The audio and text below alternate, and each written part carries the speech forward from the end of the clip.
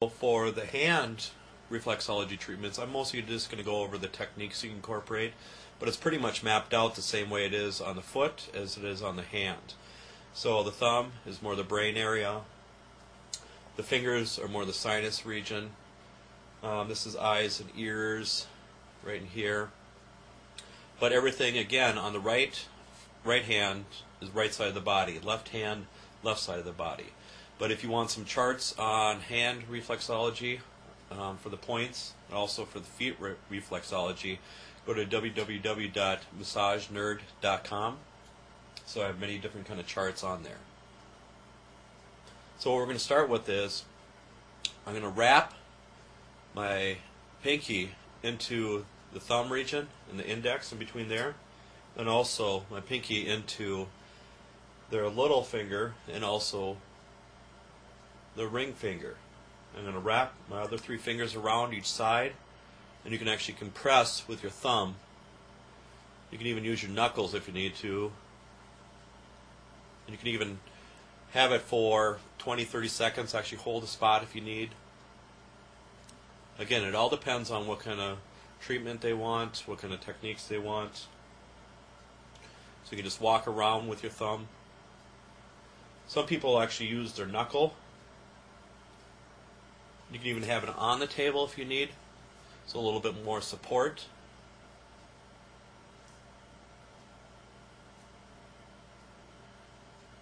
And again, with reflexology, they usually don't use any oils, creams, lotions, but some people use baby powder. I've even heard of people using cornstarch for the treatment.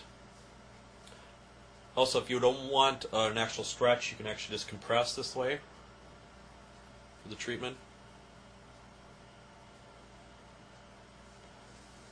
With the knuckle, you can actually rotate around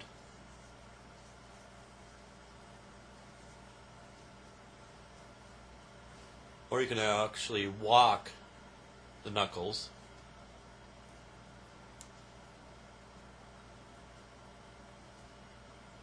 You can hold an area if you need to with the knuckles, but just try not to flex your wrist too much. Make sure it's kind of relaxed, kind of straight.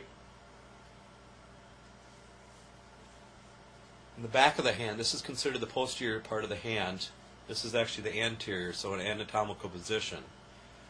The back of the hand, in between the tendons, just like on the top of the foot, in between the tendons, you can actually go back and forth. More of a chucking friction, it's called. Or you can actually glide off of it.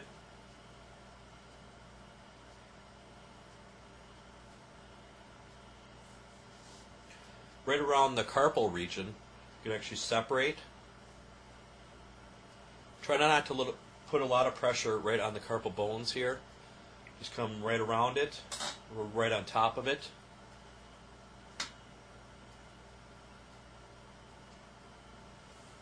And on the anterior part, this is more the flexor side, you can actually separate, especially people with carpal tunnel problems.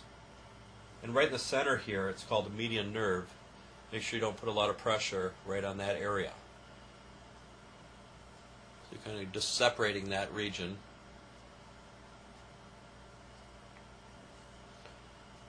And you can do a little stretch with the thumb, especially people that are at the computer desk all day long. Carpenters, people that use their hands a lot more, really need this kind of treatment. Especially people that grip tools, so it's going to get really tight right in here. But us as massage therapists too, we get a lot of pain in this area just because a lot of times when we're massaging, we're kind of pinching a lot. So this area, you can actually stretch out like this. And in Asian medicine, there's actually a point, it's right here, it's called large intestine 4. This is really good for headaches. But again, Asian medicine has nothing to do with reflexology. There are two different theories. So even though you're compressing a large intestine 4, that's totally different than the area that you're actually working with reflexology.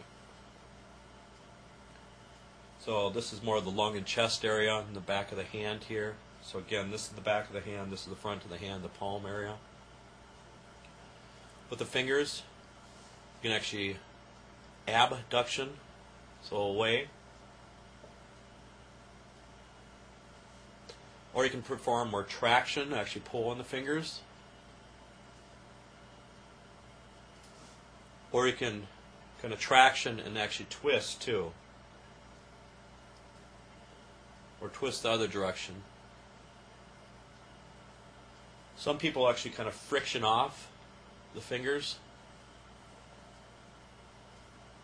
And a lot of times you don't even need any lotion or oil on the hands, just because a lot of people's palms are naturally sweaty a little bit, so you don't need to have anything else.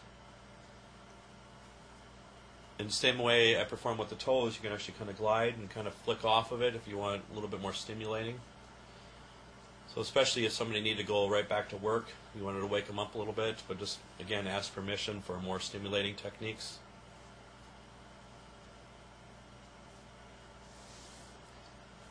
You can also kind of compress and squeeze. So you're interlocking your fingers, compressing like this.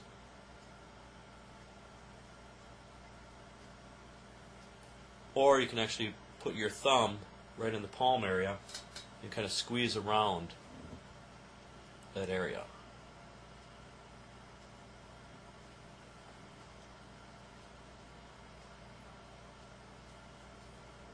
Some stretches you can incorporate. You interlock, so you're extending the wrist here. Or you can have it down on the table and extend it. Or you can perform flexion.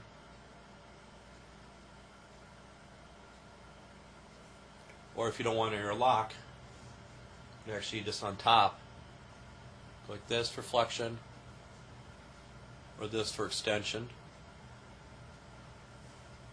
This action is actually called radial deviation when it goes like this, because the radial bone, when it goes towards that direction. This is ulnar deviation when it goes this direction. So you can actually perform a little bit of stretch that way, either direction.